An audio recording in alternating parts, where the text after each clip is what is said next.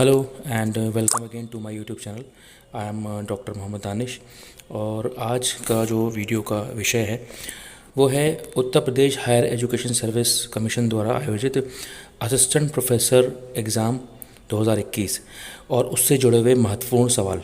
Okay, तो अभी जैसा कि हम जानते हैं कि 30 अक्टूबर से Uttar Pradesh higher education service commission द्वारा जो असिस्टेंट प्रोफेसर का एग्ज़ाम है अलग अलग डिग्री कॉलेजों के लिए वो आयोजित कराना शुरू होने वाला है 30 तारीख से। तो अब उससे जुड़े हुए बहुत सारे सवाल हैं जो बच्चे मुझसे पूछ रहे हैं। अभी भी बच्चों को बहुत सारे डाउट्स हैं, उन्होंने फॉर्म तो भर दिए हैं लेकिन उसके बाद भी उनके माइंड में बहुत सारे डाउट्स हैं जिसका मुझे लगता है जवाब देना उचित है ऐसे टाइम पे। तो मैं आज के सेशन में मेजर जो टॉपिक्स हैं, मेजर जो एस्पेक्ट्स हैं Uttar Pradesh higher education service commission के, उसके ऊपर बात करूंगा।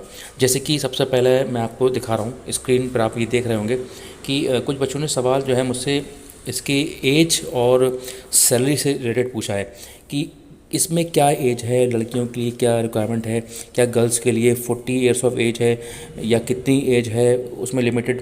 तो क्योंकि बच्चों के दिमाग में बहुत सवाल ऊपर आते रहते हैं और नए नए सवाल आते रहते हैं, तो हमें तो हमेशा ये ध्यान रखना चाहिए कि कोई भी जानकारी हो वो जो भी नोटिफिकेशन आता है आयोग का, हमें उसी के आधार पर चलना होता है। क्योंकि ये नोटिफिकेशन जो होता है ये फॉर्मल कम्युनिकेशन होती है बच्चों के और आयोग के बीच में, या जो भी अभ्यर्थी फॉर्म भरते हैं तो उनको ये कम्युनिकेट किया जाता है कि भाई क्या क्या एलिजिबिलिटी क्राइटेरिया है, किसके आधार पर आप जो है इस फॉर्म को भर सकते हैं। तो मैं उसी नोटिफिकेशन के लिहाज से आपको ये बता रहा हूँ। मेरे सामने ये नोटिफिकेशन खुला हुआ है। सबसे पहला जो आप दिख रहा होगा आपको, ये अधिकतम आयु व वेतनमान। तो जिनके दिमाग में भी एज को लेकर डाउट है तो वो इस पॉइंट को गौर से देखें। इसमें साफ साफ लिखा हुआ है कि इस विज्ञापन में उल्लिखित पदों के सापेक्ष सहायक आचार्य पद हेतु आवेदन हेतु इच्छुक अभ्यर्थियों को आवेदन करने की अंतिम तिथि को अधिकतम आयु सीमा 62 वर्ष है। यानी कि उस डेट तक, जिस डेट तक आपने अप्लाई किया है उस डेट तक आपकी एज 62 ईयर्स ऑफ एज से ज़्यादा नहीं होना चाहिए। ठीक है, तो 40 साल या 35 साल का कोई सवाल ही पैदा नहीं होता जब 62 एज दे रखी है। यानी कि ये एक मैक्सिमम एज लिमिट है, आप इसके अंदर आते हैं। उसके बाद जो नेक्स्ट है सैलरी रिलेटेड कि सैलरी कितनी है, तो उसका जो अनुमान्य वेतनमान है वो है 15,600 से 39,100, ग्रेड वेतन 6,000। तो ये एक बेसिक पे का बैंड दे रखा होता है। तो कलेक्टिवली सब मिला के जो सैलरी बैठती है वो 80, अगर हम 7th पे कमीशन की बात करें तो 80 प्लस के आसपास ये सैलरी बैठती है जाके। ओके, तो ये तो बात हुई आपके सैलरी। और अब हम बात करते हैं आरक्षित श्रेणी के आवेदकों हेतु निर्देश। यानी कि इस एग्ज़ाम में आरक्षण किस तरीके से डिवाइडेड है और किस कंडीशंस में आपको रिजर्वेशन का फ़ायदा मिलेगा। तो जैसे कि साफ साफ लिखा हुआ है कि उत्तर प्रदेश के आरक्षित श्रेणी के सभी अभ्यर्थी आवेदन में अपनी श्रेणी अवश्य अंकित करें। एक से अधिक आरक्षण श्रेणी का दावा करने वाले अभ्यर्थियों को केवल एक ही छूट जो अधिक लाभकारी होगी दी जाएगी। यानी कि आप एक से ज़्यादा अगर रिजर्वेशन क्लेम करते हैं तो आपको वो नहीं दिया जाएगा। और साफ साफ लिखा हुआ है पॉइंट नंबर 5.3, अनुसूचित जाति, अनुसूचित जनजाति, अन्य पिछड़ा वर्ग, स्वतंत्रता संग्राम सेनानी के आश्रित विकलांगजन जो कि उत्तर प्रदेश राज्य के मूल निवासी नहीं हैं तो उन्हें आरक्षण का लाभ अनुमान नहीं है। यानी कि कोई अगर अदर स्टेट से आगे अप्लाई करता है और अपना आरक्षण करता है तो वो जो है अभ्यर्थी सामान्य श्रेणी के ही माने जाएंगे। महिला अभ्यर्थियों के मामले में पिता पक्ष से निर्गत जाति प्रमाण पत्र ही मान्य होगा।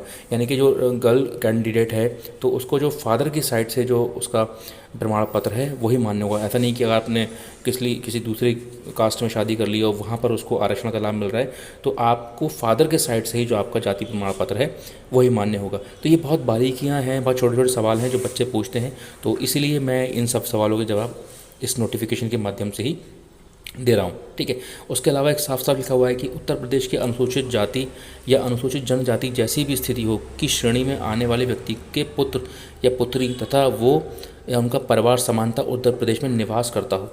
तो जो भी आपने क्लेम किया है तो आप यूपी के ही निवासी हों तभी उसी केस में आपको जो है किसी भी कैटेगरी का फ़ायदा पहुँचेगा। उसके अलावा एक चीज़ और है जो आपके सामने मैं दिखाना चाहता हूँ। जैसे कि हम बात करते हैं EWS कैटेगरी की, ठीक है, तो इसके बारे में भी उन्होंने मेंशन किया हुआ है। जैसे कि आप ये देख रहे हैं पॉइंट नंबर 5.7, ऐसे अभ्यर्थी जो अनुसूचित जाति, अनुसूचित जनजाति व अन्य पिछड़ा वर्ग आरक्षण के अंतर्गत नहीं आते हैं तथा जिन्होंने आर्थिक रूप से कमज़ोर वर्ग होने का दावा किया है उन्हें ये सुनिश्चित कर लेना चाहिए कि उनके द्वारा एतदर्थ आवेदन के साथ प्रमाण पत्र निर्धारित प्रारूप पर निर्गत हो तभी मान्य होगा। यानी कि आपने अगर ईडब्ल्यूएस क्लेम किया है तो ईडब्ल्यूएस का आपके पास सर्टिफिकेट हो उस डेट तक, ओके। और उत्तर प्रदेश के आर्थिक रूप से कमज़ोर अभ्यर्थियों को ही इस वर्ग का लाभ मिलेगा। यानी कि अगर आप किसी अदर स्टेट के हैं और वहाँ से फिर आप ईडब्ल्यूएस की फॉर्म में अप्लाई करते हैं तो आप सब जो है एक जनरल कैटेगरी में ही या अनरिजर्व कैटेगरी में ही काउंट होंगे, ओके। तो ये तो बात हुई ईडब्ल्यूएस से वो रिलेटेड। अब इसके बाद सवाल आता है, बहुत से बच्चे ये सवाल पूछ रहे हैं क्या नेट और पीएचडी दोनों ही चाहिए इस एग्ज़ाम के लिए, क्योंकि बच्चों ने फॉर्म तो भर दिया, किसी का नेट है या किसी का पीएचडी है, तो इसमें भी बच्चों को सवाल खड़ा हो रहा है कि क्या हमें दोनों ही चाहिए होंगे। तो मैं आपको बता दूं, ये साफ साफ देखिए एलिजिबिलिटी क्राइटेरिया लिखा हुआ है, for the disciplines of arts, commerce, humanities, education, law, social sciences, languages, library sciences, physical education, journalism, mass communication, in subjects, अगर आपका सब्जेक्ट इन सब्जेक्ट्स की कैटेगरी में आता है तो देखिए उसके लिए क्या एलिजिबिलिटी क्राइटेरिया है। तो दो एलिजिबिलिटी क्राइटेरिया हैं, एलिजिबिलिटी ए और बी। तो ए में क्या क्या आता है, सबसे पहला कि आपके पास 55% के साथ आपकी मास्टर्स डिग्री होना चाहिए, साफ साफ लिखा हुआ है, a masters degree with 55% marks और equivalent grade in point scale in the concern relevant और allied from an Indian university. इस पॉइंट को बहुत ध्यान से सुनिए, देखिए साफ साफ लिखा हुआ है, a masters degree with 55% marks in a concern relevant and allied subject. ये आपको दिख रहा होगा, मैं इसको फ्रॉम एन इंडियन यूनिवर्सिटी, इसका मतलब होता है कि आपका जो मास्टर्स है, ठीक है, तो वो मास्टर्स सब्जेक्ट का कोई और अलाइड सब्जेक्ट है या रेलिवेंट सब्जेक्ट है, तो ये हमें कैसे पता चलेगा कि हमारी डिग्री किस किस सब्जेक्ट में अप्लाई करने के लिए वैलिड है। जैसे कि अगर मैं कॉमर्स की बात करूं तो कॉमर्स के लिए आपको जो है एमकॉम होना चाहिए। क्या एमकॉम के अलावा कोई और डिग्री भी है जो जिसको हम कॉमर्स की कैटेगरी में अप्लाई कर सकते हैं, तो या कौन सी डिग्री ऐसी रेलिवेंट है। तो इन्होंने एक लिस्ट दी है लास्ट में, उसके बारे में मैं बताऊंगा कि कौन कौन से सब्जेक्ट कोर हैं, कौन कौन से अलाइड सब्जेक्ट हैं जिसमें कि आप अप्लाई कर सकते हैं। तो कॉमर्स के केस में अगर आपने एमबीए भी किया हुआ है, यानी कि मास्टर्स ऑफ बिजनेस एडमिनिस्ट्रेशन, तो इसको उन्होंने एक अलाइड सब्जेक्ट या रेलिवेंट कैटेगरी में इसको काउंट किया, यानी कि कोई एमबीए वाला भी कॉमर्स की कैटेगरी में अप्लाई कर सकता है। तो एक तो चीज़ ये हो गई कि आपका मास्टर्स डिग्री होना चाहिए और कंसर्न, रेलिवेंट और अलाइड सब्जेक्ट। इसके ऊपर मैं एक सेपरेट वीडियो बनाऊंगा कि कौन कौन सब्जेक्ट कंसर्न है या अलाइड हैं, या किन किन सब्जेक्ट वाले और कौन कौन सब्जेक्ट में असिस्टेंट प्रोफेसर के लिए अप्लाई कर सकते हैं, ओके। एक तो चीज़ ये हो गई। उसके बाद साफ साफ लिखा हुआ है सेकंड पॉइंट में, beside fulfilling the above notification the candidates must have clear the national eligibility test. एक तो नेट क्वालिफाई हो, उसके बाद ये लिखा हुआ है और who are or have been awarded a PhD degree, यानी कि और लिखा हुआ है, यानी इसका मतलब है या तो नेट हो या पीएचडी हो। तो कंफ्यूज होने की ज़रूरत नहीं है कि दोनों चाहिए, साफ साफ लिखा हुआ है यूजीसी नेट हो और who are have been awarded a PhD degree in accordance with the University Grant Commission minimum standards और regulations 2009 और 2016, ओके। तो या तो आपका नेट हो या पीएचडी हो, तो ये ध्यान रखिएगा, इसमें कंफ्यूज मत होइएगा। अगर आपका पीएचडी नहीं है, नेट है, तब भी अप्लाई कर सकते हैं, और नेट नहीं है, पीएचडी है, तब भी आप अप्लाई कर सकते हैं, ओके। तो ये तो बात हो गई आपकी नेट और पीएचडी से रिलेटेड एलिजिबिलिटी। दूसरी कंडीशन है इसमें पॉइंट बी कि अगर आपकी पीएचडी डिग्री लिखा है, the PhD degree has been obtained from a foreign university institution with a ranking among top 500 in the world university ranking at any time by any one of the following.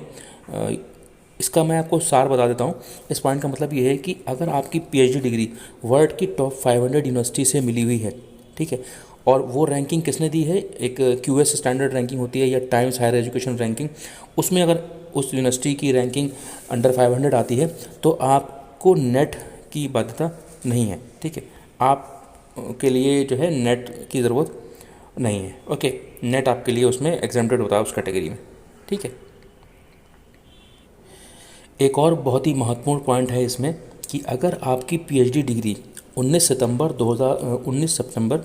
1991 से पहले की है तो आपको masters में, यानी कि आपकी जो पीजी है उसमें 55% के बजाय आपको 50% की कंडीशन लगेगी, यानी कि 5% के मार्क्स की आपको छूट मिलेगी तब जब आपकी पीएचडी डिग्री जो है वो 19 सितंबर 1991 से पहले की है, ओके। तो ये बहुत अच्छा पॉइंट है, जिसने पहले की पीएचडी कर रखी है, पहले नंबर भी नहीं आते थे, तो 50% भी अगर आपके हैं पीजी में तो आप एलिजिबल हैं, आपको 55% मार्क्स लाने का कोई कंडीशन नहीं है।